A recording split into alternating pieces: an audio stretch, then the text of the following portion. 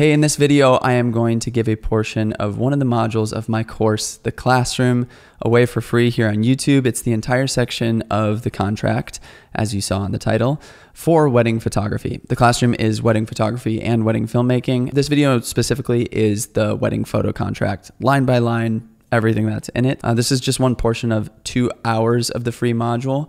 If you'd like to see the entire free module, there is a link in the description. You can sign up to see the whole thing. I go over a consultation meeting with my buddy Steven and his wife Laura. All of the questions that clients typically ask in that kind of meeting and all of my responses. Obviously go over this contract, and then I go through with my assistant how we invoice all of our clients and how we manage these contracts within my client relation manager. So if you'd like to see the whole thing, you can click the link in the description and get the entire module. But for now, if you'd like to just check out the contract here on YouTube, feel free to stick around and watch it. All right, contracts. The beloved contracts. I like to call them agreements. I never call them contracts. I always say agreements in my emails. I don't know if that's because somebody told me once that agreement is the better term. I think either way, I feel like agreement just feels softer than saying like per your contract. I feel like it communicates like, well, per what we agreed upon, right? Our agreement. And then you can point to the actual contract, the actual agreement. I'm gonna log out of the slide deck so I can literally just pull them up for you. And we're gonna go line by line through my contract and show you exactly what it looks like so you can see. And you know what? I'm perfectly okay if you wanna use some of these lines, because I used these lines from other people who came before me, other people who were involved in the industry, friends from years past that I modeled my contract after. And I know many people have modeled theirs off of mine. Point of clarity, I have never consulted with a legal team or with an attorney on my contract. So you have to know that if you use any of these lines or any of this wording, that it might not hold up where you live or might not hold up in general. I still don't know if all of my lines hold up, but I've never been sued. I've never needed to bring a contract to court. And the way I justify it and not having to pay for an attorney at this point is if I ever had to refund a client in full, it wouldn't wreck my business. I would still be able to move on and move forward with how diversified my business is now. And I've modified and changed these lines year after year based on other people's consultations with lawyers as well. So I feel really confident in the fact that it gives me everything that I need and protects me in the way I need to be protected.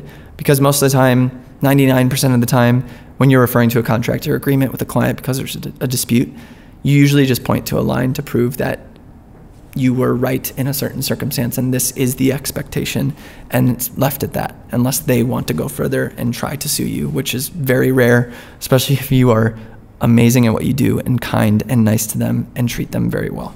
All right, so as Nami said, this is the first part where she's selecting the different wedding photography packages, but if we scroll down here, we see the actual agreement. Okay, so we have wedding client service agreement. We have the date that it is signed, and then we make sure that they put the event date on there to confirm where and when it is, and the photographer times. Like we said in the call, most of the time they're putting TBD to be determined on those if they don't know yet, or they might put noon. But if they know that it's 8 hours, they might put like noon to 8. So the parties known as vendor, Eric Floberg, Eric EF Inc., and then we're going to blur out all of my personal information. And then this part, they're going to fill out client with all their information as well. Collectively, all the above people of businesses entering this agreement will be referred to as the parties from here on out. So each of these bold parts are different sections of the agreement. And let me pause real quick. This might feel really boring. If you already have a contract and you need to skip through, not going to be offended, but I'm going to do my due diligence on reading every single line and talking about each thing here, because as everything is in this course, I want to be digging deep on every single thing so you have all of the information you need. So purpose of the agreement. Client wishes to hire a vendor to provide services relating to client's event. As detailed in this agreement, vendor has agreed to provide such services according to the terms of this agreement. Terms and conditions. This document contains the entire agreement and full understanding between Eric Floberg Inc., hereby referred to as EF Inc., and wedding clients, hereby referred to as clients. This is a legal binding document ensuring the business of wedding photography. The content of this executed agreement is not subject to change until the date of the wedding, unless evaluated and changed by EF Inc. And clients, through the completion of a separate contract after the former has been voided. So laying clear foundation of like, if this needs to be changed, this whole one needs to be voided and a new one needs to be made. Services. Vendor shall provide client with the following photography services and or products. So then listing whatever they chose on the top part is going to be autofilled here through Honeybook. Location and services provided. Location, vendor shall deliver photography services to client at the following locations. And they're going to put all the locations of the day.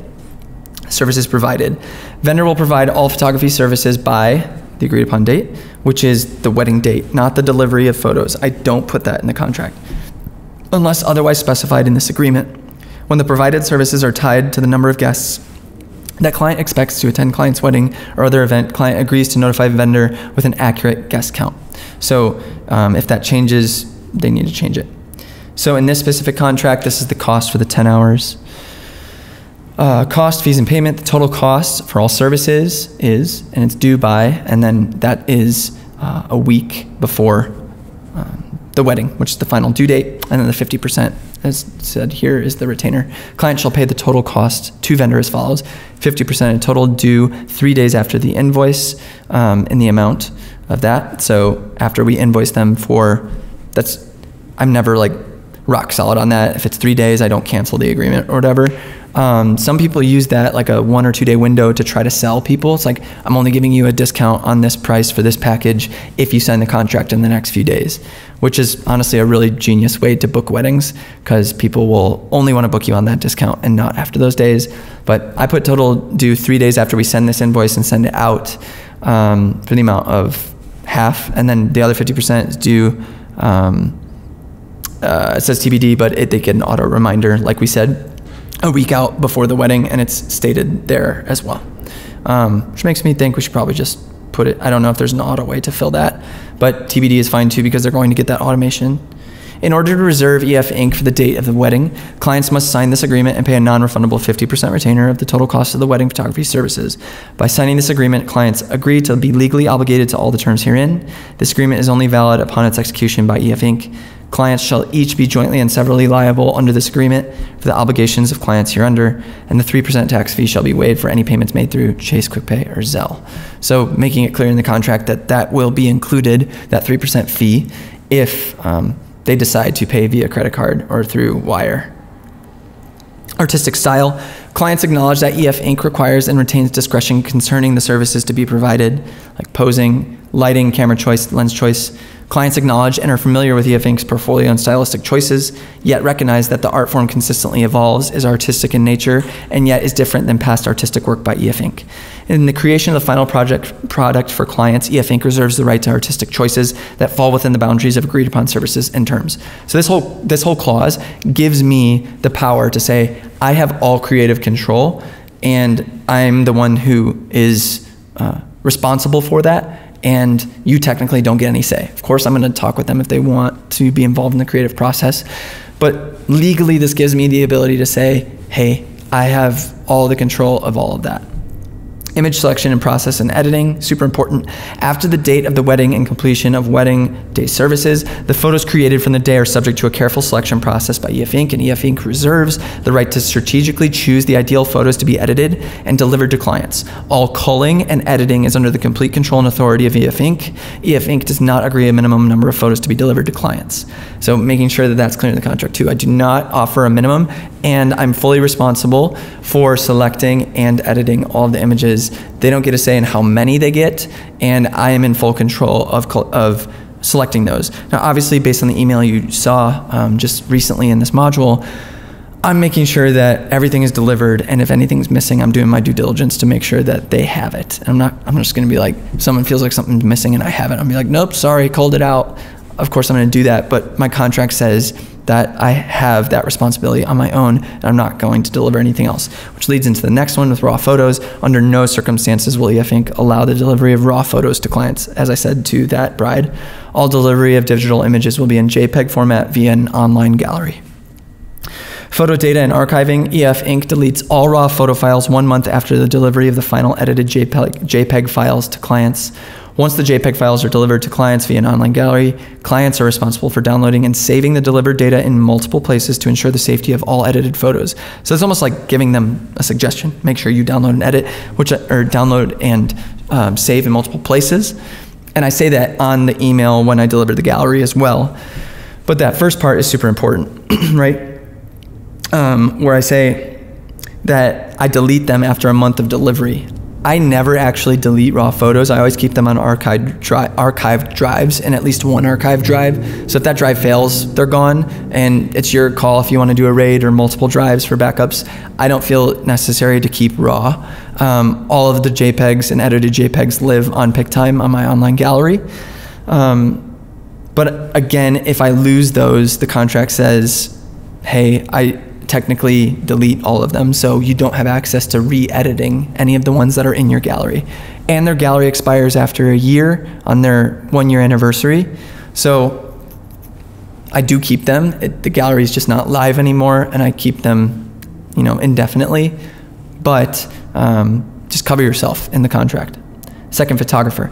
If clients select any service that includes a second photographer, EF Inc. will hire an independent professional contractor.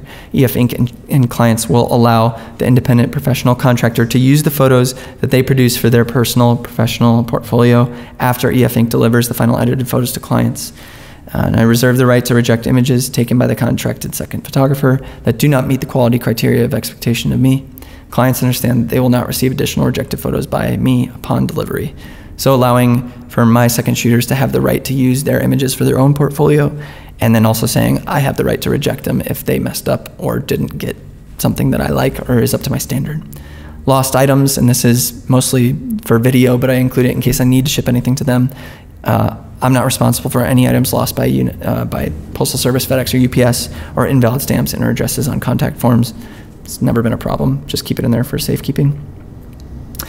Location access fees and permits. If clients choose to shoot a location that charges for access and or permit for photography, clients shall be responsible for all fees associated with shooting there, including but not limited to entrance fees and parking. Clients shall also be responsible for organizing access to the location and any permits required to do so. I'm not really strict on this one. I just do it in case we have like a big fee going into some sort of park or some sort of private residence where it's like $100 location fee. I'm not gonna be paying that. I wanna make sure that they know that they have to pay for those things and that's not coming out of my pocket. Exclusivity. I and hired professional contractors will be the only professional photographers photographing on the day of the wedding if hired to photograph the event. This is just to make sure that they don't hire someone outside of you that might infringe on your ability to capture the day. And some people get really strict about this because they don't want other people competing for that portfolio piece early on.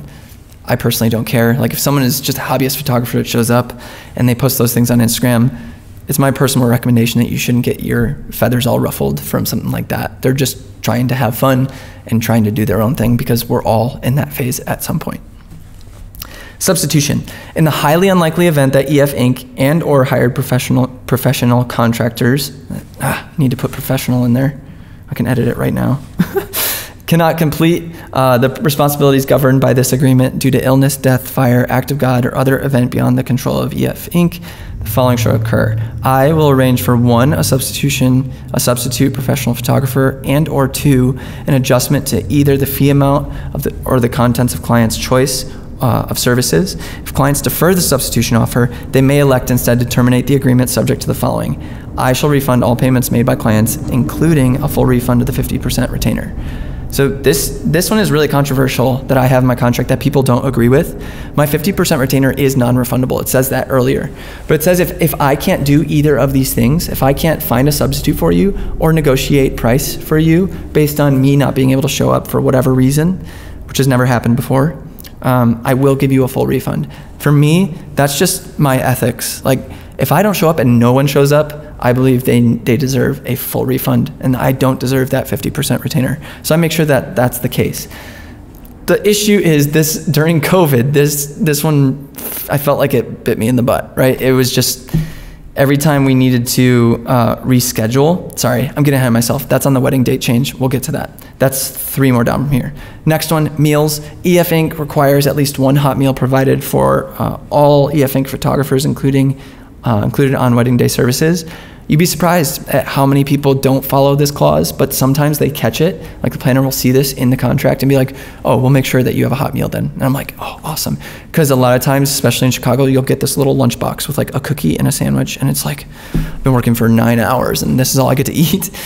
So I don't expect that I'll get a hot meal, but I always like to put it in there just to see if they weren't expecting to do it, that they'll see this clause and be like, oh, I'm gonna make sure that he and his second photographer get a hot meal.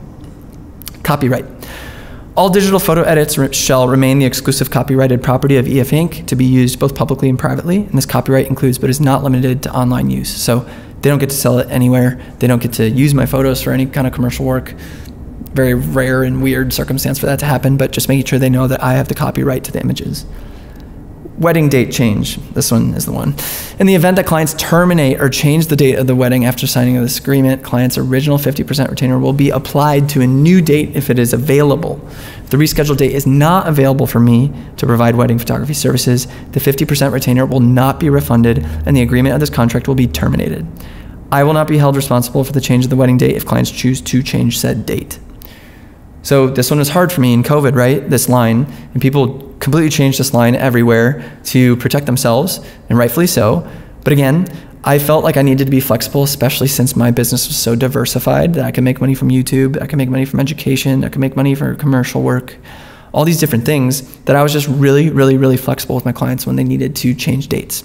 Now, when they changed for a second time, I recommended that they pay a 30% reschedule fee. I did not require it, but I asked them, hey, here's the situation. I blocked this date out for you already. You're changing it again, and I missed out work on that date that I blocked out for you before. Can you do me a solid? I have a family. This is the way I provide for my family. Will you be open to a 30% rebooking fee? I did that for only one client. They pushed back, and we agreed on 15%, and I was cool with that. So it's up to you on how you want to phrase this. I have a resource from my buddy Mark Spooner, and this URL, markspoonerphoto.com/coronavirus2021. It's a great resource and an FAQ for everything COVID related if we're still dealing with this by the time you're watching, which I'm sure you are. But if we're not, disregard. But this is a really good resource that he did a ton of due diligence on this, and Mark is just way less lax than I am in wanting to make sure that all of his bases are covered and that he's getting reschedule fees and that his contract is rock solid, protecting himself. So feel free to look through that. Again, markspoonerphoto.com/coronavirus2021. Cooperation. Okay, we have 4 left. Come on. We're almost there. Cooperation. The parties agree to cheerful cooperation and communication for the best possible result within the definition of this assignment. This cheerful cooperation and communication hereby includes all times before, during, and after client's wedding. Clients understand that I keep a busy schedule before and after client's wedding, including projects of their clients. Does this have anything to do with legality? No, there's no way to define any of this. This is a full-on line to set expectations. If someone comes at me sideways and is belligerent with me, I'm going to point back to this part of the contract and say, this is what we agreed to. You agreed to cheerful cooperation, not hostile cooperation, not hostile communication. So this is more of a power move for me to say, hey, you're out of line. I expect you to have cheerful cooperation with me. Again, this wouldn't do anything in court, but it is something that you can point to for your clients if they go off the deep end. Harassment. This was shown to me by a friend who was a longtime photographer in the industry. Something I never thought of, but is very important, especially for, I feel like, female photographers. So EF Inc. will not tolerate any form of harassment from clients, those associated with clients, persons representing clients' guests, vendors, and or any other persons present before, during, or after client's wedding. If I and or hired contractors feel uncomfortable or threatened due to verbal, physical, or sexual harassment of any kind at client's wedding, I will discuss the situation with clients first. And if the situation is not resolved, I reserve the right to withdraw from photographing client's wedding and will not be held liable for reimbursement of any monies paid. So if we feel like it is someone is being belligerent with us and harassing us, like really crossing the line legally where we don't feel safe, we will bring it up to the clients, and if it is not resolved, we will leave. It's never happened. I hope it never does happen. But again, legally, this will protect me if we find ourselves in that circumstance. And I highly recommend you have a clause in here like this too, if something just goes crazy. Creative release. EF Inc. will document the events that transpire based upon prior communication between the couple and myself. I will act in the best interest of clients, events, and the preservation of my creative vision. In doing so, I will try my best to capture moments as they transpire, but cannot guarantee specific images or comprehensive coverage. Again, covering my butt if something is missed. Small moments here and there might be missed, and if they feel like you missed that and they want to sue or whatever craziness, again, this will cover you. Gonna do my best, obviously, based on the communication we have and expectations, but this saves you in the case where you might unfortunately miss something. Finally, breach. In the event that any breach of this agreement occurs by the clients, EF Inc. shall be entitled to terminate the agreement and retain the retainer and any other monies paid by the client hereunder. So if anything is broken in this contract, if they move the date, if they don't pay, like any of those things, then you're allowed to take the money that they have paid and move on with this line in the contract. You're also under this line allowed to take the money and not deliver, take the retainer and not deliver the photos if they haven't paid their second payment either. So that was so much information. I hope that was helpful to you. Like I said, you can use any and all of these lines if you want. I do not mind if you even use them word for word. I will not be mad if you do that. I will not say that's plagiarism. A lot of these were taken word from friends of mine. So yeah. I hope it's helpful. Yeah, so that's the end of the client experience module, and we're going to be moving into some deeper and heavier stuff, more of my philosophy and more of my heart behind my work in the next parts, as well as like all the business components that just get me so psyched. So get stoked about that, and I'll see you in the next one. Thanks again for watching that. Don't forget, there is the free module down below. You can click that link and sign up to see the whole 2 hours. And if you're watching this before July 18th, you can still enter into the contest to win one of 7 prizes. I'm giving away 2 bundles of the classroom, both photo and video, a free 4-hour mentor session, 3 packs of my presets and my LUTs, and then finally a Canon R6. So the day this video is going live, there's only 3 days left in the competition, so make sure to get your name in. And if you are too late, I'm sorry, but you can still watch the free module down below. All right. See you soon.